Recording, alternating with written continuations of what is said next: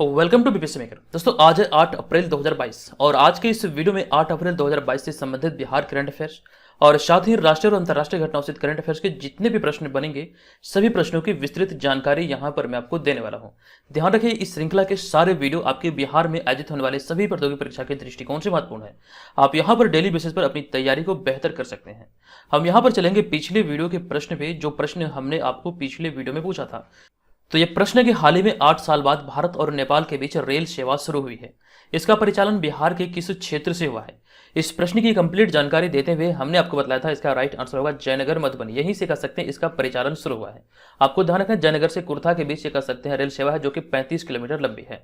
तो option number सी यहाँ पर इसका राइट आंसर था। आपको ध्यान रखना बिहार के प्रतियोगी परीक्षा के लिए जो हमारा बिहार स्पेशल करंट अफेयर्स का पीडीएफ है, इसका लिंक इस वीडियो के डिस्क्रिप्शन में दिया गया है, जिसमें कि जनवरी 2021 से दिसंबर 2021 तक के सारे बिहार स्पेशल करंट अफेयर्स का संग्रह किया गया है। तकरीबन 1000 से अधिक प्रश्न इसमें और सभी प्रश्नों का समग्र विश्लेषण है। तो वीडियो के डिस्क्रिप्शन में दिए गए लिंक से आप इस पीडीएफ फाइल को डाउनलोड कर सकते हैं। और साथ ही यहां पर आपको बता दूं कि जो लोग बीपीएससी और सीडीपीओ जैसे एग्जाम की तैयारी में लगे हैं, तो अब समय आ चुका है कि आप अपनी तैयारी का सही तरीके से आकलन करें। तो बीपीएससी मेकर का जो ऑनलाइन टेस्ट सीरीज है, आप यहां पर इसे ज्वाइन करके तैयारी का सही तरीके से आकलन कर सकते हैं। आप ये जान पाएंगे कि आगामी एग्जाम को देखते हुए आपकी तैयारी किस स्तर की है। ये सारे टेस्ट सीरीज आपको बीपीएससी मेकर ऐप पर उपलब्ध है, आप वहां पर इसे अटेंड कर सकते हैं। इसके अतिरिक्त यहाँ पर जो आपको मटेरियल मिलेंगे, इनमें से आपको ध्यान रखना करंट अफेयर्स मिलेगा, जो कि बिहार के प्रतियोगी परीक्षाओं पर केंद्रित है। पूर्ण रूप से ये आपको बिहार के परीक्षाओं में आपकी मदद करेगा। और इसके अलावा जितने भी हमारे स्टडी मटेरियल, स्टडी नोट्स है, वो डेली बेसिस पर आप यहां पर एप्लीकेशन के थ्रू प्राप्त कर सकते हैं। प्ले स्टोर से बीपीएससी मेकर ऐप को डाउनलोड करें और यहां पर आप लोग हमारे सारे मटेरियल का भरपूर लाभ उठाएं। हम यहां पर चलेंगे आज के इस वीडियो के पहले प्रश्न पे। आज के इस वीडियो का हमारा पहला प्रश्न है कि हाल ही में बिहार की राजलक्ष्मी का चयन सीनियर महिला क्रिकेट T20 के लिए हुआ है। वे बिहार के किस जिले से संबंधित है? इंपॉर्टेंट प्रश्नों की श्रेणी में आपसे रख सकते हैं। और इस प्रश्न का जो हमारा राइट आंसर है, यह है ऑप्शन नंबर बी, अर्थात सुपौल की रहने वाली है। आपको ध्यान रखना बी नंबर यहाँ पे राइट आंसर है। डिटेल जानकारी आपको दे दूं कि हाल ही में सुपौल जिले के राजलक्ष्मी का राज्य स्तर पर सीनियर T20 क्रिकेट टूर्नामेंट के लिए चयन हुआ है। आप यहाँ पर इनको इस इमेज में भी देख सकते हैं। अब यहाँ पे देखिए क्रिकेट की बात है, तो क्रिकेट से रिलेटेड एक प्रश्न हाल ही के दिनों में बना है, जो कि महत्वपूर्ण है। आपको ध्यान रखना कि इस वर्ष जो 2022 में 12वां आईसीसी महिला क्रिकेट विश्व कप का आयोजन हुआ था, यह खिताब 7वीं बार ऑस्ट्रेलिया ने इंग्लैंड को हराकर जीता है। ये आपको ध्यान रखना, 7वीं बार ऑस्ट्रेलिया ने इस खिताब को अपने नाम किया। इस खिताबी मुकाबले में यानी कि फाइनल मुकाबले में ऑस्ट्रेलिया ने इंग्लैंड को हराकर इस 12वां आईसीसी महिला क्रिकेट विश्व कप का खिताब अपने नाम किया है। अब यहाँ पे देखिए हम लोग बात कर रहे हैं सुपौल की। तो सुपौल के बारे में हमने 3 पॉइंट लिखा है, तीनों के तीनों अपने आप में बहुत इंपॉर्टेंट है। तो इसी के साथ हमारा अगला पॉइंट है कि हाल ही में बिहार में हुए कचरा मुक्त शहर की रैंकिंग में सुपौल शीर्ष स्थान पर रहा। नवीनतम रैंकिंग या फिर कह सकते हैं नवीनतम आंकड़े के आधार पर इस पॉइंट को लिखा गया है। जो कचरा मुक्त शहर की रैंकिंग जारी हुई थी, इसमें सुपौल जिला जो है ये शीर्ष स्थान पर रहा था। और इसी के साथ नेक्स्ट पॉइंट यहाँ पर यह कि बिहार का तीसरा बायोडायवर्सिटी पार्क सुपौल में बनाया जा रहा है। हमने यहाँ पे सुपौल की बात की है, तो तीसरा बायोडायवर्सिटी पार्क सुपौल में बनाया जा रहा है। जबकि आपके मन में यहाँ पे सवाल क्लिक कर रहा होगा पहला और दूसरा किस जिले में है, तो आपको ध्यान रखना बिहार का पहला डायवर्सिटी पार्क है बिहार के अररिया जिले के कुशियार गांव में, जबकि दूसरा बायोडायवर्सिटी पार्क कहां पर है, यह है गया जिले में। अब ये तीसरा जो प्रस्तावित है, फिर तीसरा जो बनाया जा रहा है, ये कह सकते हैं सुपौल में बनाया जा रहा है। और फिर यहाँ पे अगर हम तीसरे पॉइंट की बात करें, तो लोक शिकायत निवारण रैंकिंग में सुपौल जिला शीर्ष स्थान पर रहा है। तो ये सारे पॉइंट अपने आप में महत्वपूर्ण है, सभी को आपको अपनी कॉपी में नोट करना है। क्योंकि इस प्रश्न में हम चर्चा कर रहे हैं क्रिकेट की, तो क्रिकेट के बारे में हमने कुछ और चीजों को आपके लिए यहाँ पर ऐड किया है, जो कि रिवीजन पर्पज से आपको देखना है। हाल ही के दिनों में ये आईपीएल चल रहा है और ये आईपीएल का 15वां सीजन 2022 में आयोजित हुआ है।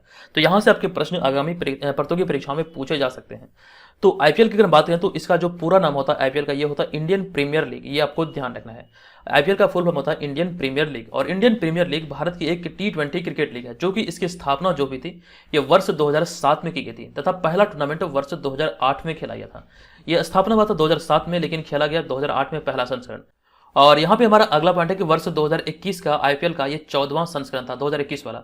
और वर्ष 2021 का प्रीमियर चेन्नई सुपर किंग्स ने जीता था और चेन्नई सुपर किंग के कप्तान महेंद्र सिंह धोनी थे। अब यहाँ पे है नहीं बल्कि यहाँ पे थे होना चाहिए, क्योंकि वर्तमान में चेन्नई सुपर किंग के कप्तान है रविंद्र जडेजा। अब यहाँ पे अगला पॉइंट ये कि 2021 के आईपीएल संस्करण के सबसे महंगे खिलाड़ी थे क्रिस मॉरिस, जो कि राजस्थान रॉयल्स टीम से थे। और वर्तमान चैंपियन की अगर बात करें, तो वर्तमान चैंपियन है चेन्नई सुपर किंग, जो कि 4 बार इस खिताब को अपने नाम कर चुके हैं। लेकिन सबसे सफल टीम की बात करें, जो सर्वाधिक बार इस ट्रॉफी को अपने नाम किया है, तो आपको ध्यान रखना है इसका राइट आंसर होगा मुंबई इंडियंस, जो अब तक 5 बार इस ट्रॉफी को अपने नाम कर चुका है। हम लोग यहाँ पे चर्चा कर रहे हैं इंडियन प्रीमियर लीग अर्थात आईपीएल की। और आईपीएल जो संबंधित है ये क्रिकेट से संबंधित है और क्रिकेट की जो सर्वोच्च संस्था ये है आईसीसी। तो आईसीसी से भी संबंधित प्रश्नों को आपको ध्यान रखना चाहिए। आईसीसी में सबसे पहले इसका फुल फॉर्म क्या होता है, तो इसका फुल फॉर्म होता है इंटरनेशनल क्रिकेट काउंसिल। ये आप ध्यान रखिए। आईसीसी के सिद्धांत की बात करें तो अच्छाई के लिए क्रिकेट इसका सिद्धांत है या फिर इसका मोटो है। और आईसीसी की स्थापना हुई थी 15 जून 1909 को। इसका मुख्यालय दुबई संयुक्त अरब अमीरात में है और वर्तमान में इसके 106 देश सदस्य हैं। आधिकारिक भाषा आईसीसी की है अंग्रेजी और वर्तमान चेयरमैन है ग्रेग बार्कले जो कि न्यूजीलैंड के रहने वाले हैं। और आईसीसी के सीईओ हैं जोफ एर्लाडिस और ये ऑस्ट्रेलिया के हैं। इनसे पहले जो आईसीसी के सीईओ थे ये थे मनु सानी। मनु सानी के इस्तीफा के बाद जोफ एर्लाडिस ऑस्ट्रेलिया के यहाँ पर कह सकते हैं आईसीसी के सीईओ बने थे। तो इतनी सारी जानकारी यहाँ से आपको ध्यान रखना है। अब यहाँ पे हम चलेंगे दूसरे प्रश्न पे। ये दूसरा प्रश्न के हाल ही में संपन्न हुए बिहार हाफ मैराथन दौड़ में 65 वर्ष की उम्र में कौन से व्यक्ति प्रथम स्थान पर आए हैं। बिहार के दृष्टिकोण से इस प्रश्न को यहाँ पे लिखा गया है कि बिहार हाफ मैराथन दौड़ में 65 वर्ष की उम्र में कौन से व्यक्ति प्रथम स्थान पर आए हैं। तो इस कैटेगरी में अगर बात करें तो इसका राइट आंसर होगा हरिहर शाहनी अर्थात ऑप्शन नंबर ए।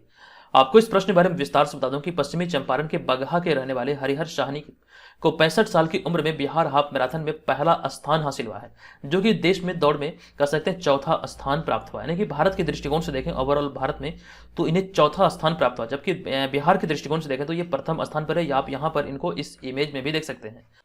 अब यहाँ पर इसमें हमारा अगला पॉइंट है कि देश में आज़ादी का अमृत महोत्सव कार्यक्रम चल रहा है। आपको ये ध्यान रखना है 15 अगस्त 2021 को भारत ने अपनी आज़ादी का 75वीं वर्षगांठ मनाया है। यानी कि इसी 75वीं वर्षगांठ को अमृत महोत्सव के तौर पर सेलिब्रेट किया जा रहा है, जिसके तहत आपको ध्यान रखना है कई तरह के कार्यक्रमों का आयोजन देश और राज्य स्तर पर किया गया था। इसी के तहत आपको ध्यान रखना बिहार में यह हाफ मैराथन दौड़ आयोजित हुई, जिसमें आपको ध्यान रखना 65 वर्ष की उम्र में अगर बात करें इस कैटेगरी में प्रथम स्थान जो प्राप्त हुआ यह हरिहर शाहनी को प्राप्त हुआ, जबकि पूरे देश में दौड़ में इन्हें चौथा स्थान प्राप्त हुआ। तो ये भी जानकारी आप यहाँ से ध्यान रखिए। अब यहाँ पे हम चलेंगे, बात आई है पश्चिमी चंपारण की। तो पश्चिमी चंपारण को बिहार वाले मैप पर हम लोग देखेंगे। आप यहाँ पर देख सकते हैं ये पश्चिमी चंपारण की स्थिति। आपके एग्जाम में प्रश्न बनेंगे कि पश्चिमी चंपारण जिले की सीमा कितने जिलों के साथ अपनी सीमा को साझा करता है। तो कुल मिलाकर ये दो जिले हैं, एक तो है पूर्वी चंपारण, दूसरा है गोपालगंज। ये दोनों जिलों के साथ पश्चिमी चंपारण अपने जिले की सीमा को साझा करता है। अब यहाँ पर हम लोग जानेंगे कि पश्चिमी चंपारण जिला जो ये बिहार के किस प्रमंडल के अंतर्गत आता है। तो आपको मैंने कई बार बताया कि बिहार में 9 प्रमंडल है और उनमें से अगर हम बात करें पश्चिमी चंपारण की तो पश्चिमी चंपारण जिला आता है तिरहुत प्रमंडल के अंतर्गत। तिरहुत प्रमंडल का मुख्यालय यानी कि हेडक्वार्टर है मुजफ्फरपुर। इसके अंतर्गत 6 जिले आते हैं। ये 6 जिले हैं मुजफ्फरपुर, पूर्वी चंपारण, पश्चिमी चंपारण, शिवहर, सीतामढ़ी और वैशाली। कुल मिलाकर 6 जिले आपको ध्यान रखना तिरहुत प्रमंडल के अंतर्गत आता है। और बिहार में अगर बात करें वर्तमान समय की तो वर्तमान में 9 प्रमंडल और 38 जिले हैं। जो 39वां जिला मतलब कर सकते बनाए जाने की घोषणा हुई है मुख्यमंत्री नीतीश कुमार के द्वारा। ये बाढ़ जो कि पटना का क्षेत्र है इसे 39वां जिला बनाए जाने की घोषणा अभी हाल ही में की गई थी। इसकी जानकारी हमने आपको डिटेल में दिया था। हम चलेंगे आज के इस वीडियो के अगले प्रश्न पे। अगला है तीसरा प्रश्न। यह प्रश्न के हाल ही में बिहार के किस आईआईटी संस्थान द्वारा काउंटर ड्रोन सिस्टम तैयार किया गया है। और राइट आंसर होगा ऑप्शन नंबर डी यानी कि आईआईटी पटना। यहां पर आपको विस्तार से बता दूं कि हाल ही में आईआईटी पटना के इंक्यूबेशन सेंटर ने काउंटर ड्रोन सिस्टम तैयार किया है, जो कि अनाधिकृत ड्रोन की स्कैनिंग कर उसे डिटेक्ट कर उसकी लैंडिंग करा देगा या फिर उसे नष्ट कर देगा। दरअसल यहां पर आपको यह ध्यान रखना चाहिए कि ड्रोन के आसानी से उपलब्ध हो जाने के कारण इसका दुरुपयोग भी बढ़ गया है, जिस वजह से अब इस सिस्टम को तैयार किया गया है। जो कि आपको यहाँ पर यह ध्यान रखना आईआईटी पटना के इंक्यूबेशन सेंटर के द्वारा भी हाल ही में ये कह सकते हैं काउंटर ड्रोन सिस्टम तैयार किया गया है। ये इसके पीछे यही उद्देश्य है, जो कि मतलब अनाधिकृत ड्रोन है उसे मार गिराना ही इसका उद्देश्य है। नेक्स्ट होगा हमारा चौथा प्रश्न। यह प्रश्न के हाल ही में बिहार का पहला fire brigade training institute centre कहां खोले जाने की घोषणा की गई है। और राइट आंसर होगा बिहटा पटना में से खोले जाने की घोषणा की गई है। सही उत्तर है ऑप्शन नंबर बी। आपको बता दूं कि हाल ही में बिहटा में फायर ट्रेनिंग इंस्टीट्यूट की स्थापना की जाने की घोषणा की गई है। अर्थात इसकी स्थापना के बाद अब फायरमैन को बाहरी राज्यों में जाकर ट्रेनिंग लेने की जरूरत नहीं होगी। इसके निर्माण में 2 से 3 वर्ष लगने की संभावना है और यह बिहार के कह सकते हैं बिहार में फायरमैन के लिए अपनी तरह का यह पहला आधुनिक सेंटर होगा, जो कि कह सकते हैं बिहार के राजधानी पटना के बिहटा में से स्थापित किया जा रहा है। आपको ध्यान रखना बिहटा इस प्रश्न का राइट आंसर होगा। नेक्स्ट होगा यहाँ पे हमारा 5वां प्रश्न। यह प्रश्न के हाल ही में किस राज्य के मुख्यमंत्री ने आपातकाल के दौरान जनता के लिए कावल उथवी ऐप लॉन्च किया है। अब यहाँ पर हमने इस प्रश्न के बारे में डिटेल जानकारी लिखा है, लेकिन उससे पहले आपको बता दूं इस प्रश्न का right answer option number C यानी कि तमिलनाडु सरकार के द्वारा भी हाल ही में इस ऐप को लॉन्च किया गया है। आपको बता दूं कि हाल ही में तमिलनाडु के मुख्यमंत्री एम के स्टालिन ने कावल उथवी ऐप लॉन्च किया है। आप यहाँ पर एम के स्टालिन को इस इमेज में देख सकते हैं। अभी वर्तमान में ये तमिलनाडु के मुख्यमंत्री हैं। आपको बता दूं कि इसमें 60 विशेषताएं हैं जो कि किसी भी आपात स्थिति के दौरान पुलिस सहायता देने में मदद करेगी। यानी कि इस एप्लीकेशन में 60 तरह की विशेषताएं हैं जो कि हर प्रकार की आपात की स्थिति में सहायता देने में हमेशा तत्पर रहेगी। यहाँ पर आगे लिखा गया ऐप का इस्तेमाल पुलिस कंट्रोल रूम को आपातकालीन अलर्ट भेजने के लिए किया जाता है या फिर किया जा सकेगा ताकि किसी भी संकट के समय तत्काल सहायता प्राप्त किया जा सके। इसी उद्देश्य के साथ अभी हाल ही में इस कावल उथवी ऐप को लॉन्च किया गया था। और यहाँ पर इसमें अगला पॉइंट है कि इसमें पुलिस नियंत्रण कक्ष से सीधे कॉल करने के लिए 112 या फिर 100 या फिर 101 डायल करने की सुविधा होगी। इसी तीनों नंबर पर कर सकते हैं, सारी सुविधाएं उपलब्ध होगी। आप यहाँ पर इस एप्लीकेशन का नाम याद रखिए, कावल उथवी ऐप है जो कि तमिलनाडु सरकार के द्वारा लॉन्च किया गया। हम चलेंगे अगले छठे प्रश्न पे। यह प्रश्न है कि हाल ही में किस मंत्रालय ने प्रसारण सेवा पोर्टल लॉन्च किया है। इंपॉर्टेंट प्रश्न है और इस प्रश्न का राइट आंसर होगा सूचना एवं प्रसारण मंत्रालय, अर्थात ऑप्शन नंबर ए। अब आपको इस प्रश्न के बारे में बता दूं कि हाल ही में सूचना एवं प्रसारण मंत्रालय ने प्रसारण सेवा पोर्टल लॉन्च किया है। यहाँ पर इसके तहत हमारा दूसरा पॉइंट यह कि यह प्रसारण उद्योग में व्यापार करने में आसानी में सुधार लाने के उद्देश्य से एक मंच है, अर्थात इसी उद्देश्य को ध्यान रखते हुए, अर्थात कह सकते हैं उद्योग में व्यापार करने में आसानी में सुधार लाने के उद्देश्य से इस मतलब कर सकते हैं पोर्टल को लॉन्च किया गया है। जिसके तहत यहाँ पर आपको ये ध्यान रखना है विभिन्न प्रकार के लाइसेंसों, अनुमतियों, पंजीकरणों आदि के लिए प्रसारकों को आवेदन की त्वरित फाइलिंग और प्रसंस्करण के लिए एक ऑनलाइन समाधान मतलब कर सकते हैं ऑनलाइन पोर्टल समाधान है, जो मतलब ये सारे कार्य यहाँ पर कर सकते हैं इस पोर्टल के माध्यम से होगा। जिसमें कि आपको ये ध्यान रखना है कि व्यापार करने में जो आसानी होती है उसमें और सुधार लाने के उद्देश्य से इसे अभी हाल ही में मतलब कि लॉन्च किया गया है, जो कि आपको ध्यान रखना है सूचना एवं प्रसारण मंत्रालय के द्वारा लॉन्च किया गया। नेक्स्ट होगा यहाँ पर हमारा सातवां प्रश्न। यह प्रश्न है कि हाल ही में ऑरलियंस मास्टर्स 2022 बैडमिंटन टूर्नामेंट में पुरुष सिंगल्स में किस भारतीय ने रजत पदक अर्थात सिल्वर मेडल जीता है। इस प्रश्न का हमारा right answer option number B, अर्थात मिथुन मंजुनाथ। आपको डिटेल जानकारी इस प्रश्न से रिलेटेड दे दूं कि हाल ही में बैडमिंटन में मिथुन मंजुनाथ ने ऑरलियंस फ्रांस में ऑरलियंस मास्टर्स 2022 बैडमिंटन टूर्नामेंट के पुरुष सिंगल्स फाइनल में फ्रांस के टोमा जूनियर पोपोव से हारने के बाद रजत पदक अर्थात कह सकते हैं सिल्वर मेडल जीता है। अर्थात यहाँ पर आपको ये ध्यान रखना है ऑरलियंस मास्टर्स 2022 का जो गोल्ड मेडल विजेता है ये फ्रांस के टोमा जूनियर पोपोव है, जो कि अब इन्हीं से हारने के बाद अभी हाल ही में मिथुन मंजुनाथ ने सिल्वर मेडल अपने नाम किया है। आप यहाँ पर इनको इस इमेज में भी देख सकते हैं। और इसके अलावा कुछ पॉइंट यहाँ पर और भी है जो कि हमने इसकी जानकारी आपको कल वाले वीडियो में दिया था। आपको बताया था कि इसके अलावा हाल ही में पोलिश अर्थात पोलैंड टेनिस स्टार इगा स्वितेक ने फाइनल मैच में जापान की नाओमी ओसाका को हराकर 2022 मियामी ओपन टेनिस टूर्नामेंट का खिताब जीत लिया है। यह भी अपने आप में एक बहुत महत्वपूर्ण पॉइंट है जो कि आपको ध्यान रखना है। 2022 मियामी ओपन का जो खिताब है ये किसने जीता, तो आपको ध्यान रखना है पोलैंड टेनिस स्टार इगा स्वितेक ने इस खिताब को अपने नाम किया है, जो कि जापान की नाओमी ओसाका को हराकर अपने नाम किया है। नेक्स्ट होगा यहाँ पर हमारा आठवां प्रश्न। लेकिन उससे पहले बता दूं, अगर आपको लगे कि ये वीडियो आपके लिए हेल्पफुल है तो प्लीज आप लोग वीडियो को जरूर लाइक कीजिए। आप लोग वीडियो देखते हैं लेकिन वीडियो को लाइक नहीं करते। आज के इस वीडियो का मैं आपको टारगेट दे रहा हूँ 1000 लाइक का। मुझे हर हाल में इस वीडियो में 1000 लाइक चाहिए। अगर आपको लगे कि वीडियो आपके लिए हेल्पफुल रही तो प्लीज आप लोग वीडियो को लाइक कीजिए। लाइक करके हमें सपोर्ट कीजिए और जो लोग चैनल पर पहली बार विजिट किए हैं तो चैनल को भी जरूर सब्सक्राइब कीजिए। चलेंगे अगले आठवें प्रश्न पे। ये आठवां प्रश्न है कि हाल ही में 59वां राष्ट्रीय समुद्री दिवस कब मनाया गया। तो राइट आंसर है अभी हाल ही में 59वां राष्ट्रीय समुद्री दिवस जो मनाया गया ये 5 अप्रैल को सेलिब्रेट किया गया है। आपको बता दूं कि हर वर्ष यानी कि भारत में हर वर्ष 5 अप्रैल को राष्ट्रीय समुद्री दिवस मनाया जाता है या फिर मनाता है। और यह दिवस पहली बार 1964 में मनाया गया था। राष्ट्रीय समुद्री दिवस भारत में पहली बार वर्ष 1964 में सेलिब्रेट किया गया था। हम राष्ट्रीय समुद्री दिवस की बात करें तो आपको ध्यान रखना है राष्ट्रीय समुद्री दिवस के दिन अर्थात इस दिन वरुण नामक पुरस्कार उन लोगों को प्रदान किया जाता है जिन्होंने भारतीय समुद्री क्षेत्र में उत्कृष्ट योगदान दिया है। जिन लोगों ने समुद्री क्षेत्र में उत्कृष्ट योगदान दिया वैसे लोगों को 5 अप्रैल को प्रत्येक वर्ष वरुण अभ्यास से बल्कि वरुण सम्मान से सम्मानित किया जाता है। ये आप यहाँ से ध्यान रखना है। अब यहाँ पे देखिए वरुण की बात है तो वरुण युद्धाभ्यास के बारे में हमने एक पॉइंट लिखा है कि हाल ही में अप्रैल 2022 को भारत और फ्रांस द्विपक्षीय नौसेना अभ्यास वरुण 2022 के 20वें संस्करण का समापन हुआ है। यहाँ पर 3 अप्रैल छूट गया, आप ध्यान रखें 3 अप्रैल 2022 को ये कर सकते हैं 20वां संस्करण वरुण अभ्यास का ये समाप्त हुआ है। जो कि आपको ध्यान रखना ये वरुण अभ्यास जो है ये भारत और फ्रांस के बीच ये द्विपक्षीय सैन्य नौसेना अभ्यास है, तो ये आपको ध्यान रखना है। अगला होगा हमारा 9वां प्रश्न। तो प्रश्न है कि हाल ही में किस राज्य को 13 नए जिले का निर्माण किया गया। देखिए यहाँ पे को नहीं बल्कि यहाँ पे में होना चाहिए। किस राज्य में 13 नए जिले का निर्माण किया गया या फिर 13 नए जिला मिला है। तो देखिए इस प्रश्न का जो हमारा राइट आंसर है यह है ऑप्शन नंबर बी अर्थात आंध्र प्रदेश इस प्रश्न का सही उत्तर होगा। आपको डिटेल जानकारी यहां से इस प्रश्न के बारे में दे दूं कि हाल ही में आंध्र प्रदेश को 13 नए जिले के निर्माण के साथ एक नया नक्शा भी मिल गया है। इससे राज्य में कुल जिलों की संख्या अब बढ़कर 26 हो गई है। यानी कि आपको ध्यान रखना इससे पहले यहाँ पर 13 जिले थे और 13 नए जिले के गठन के साथ ही यहाँ पर आपको ध्यान रखना आंध्र प्रदेश में अब जिलों की जो संख्या हुई ये 26 हो गई है। और यहाँ पे आंध्र प्रदेश की बात है तो आंध्र प्रदेश के मुख्यमंत्री YS जगनमोहन रेड्डी है और इन्होंने अभी हाल ही में डिजिटल रूप से इसका उद्घाटन भी किया है 13 नए जिलों का। आंध्र प्रदेश की बात है तो आंध्र प्रदेश के बारे में हमने 2 पॉइंट लिखा कि Skoch state of governance ranking 2021 में आंध्र प्रदेश को पहला स्थान मिला। और साथ साथ भारतीय नौसेना का बहुपक्षीय अभ्यास मिलन 2022 आंध्र प्रदेश के विशाखापट्टनम में शुरू हुआ या फिर आयोजित हुआ था। तो दोनों पॉइंट यहां से आपको ध्यान रखना, दोनों करंट अफेयर्स की श्रेणी में आते हैं, दोनों के दोनों इंपॉर्टेंट है। नेक्स्ट होगा हमारा 10वां प्रश्न। यह प्रश्न के हाल ही में किस राज्य सरकार ने सरकारी स्कूलों में हॉबी हब स्थापित करने की योजना शुरू की है? तो इस प्रश्न का हमारा right answer option number C, अर्थात दिल्ली सरकार के द्वारा भी हाल ही में इसे शुरू किए जाने की घोषणा की गई या फिर इसे शुरू किया गया है।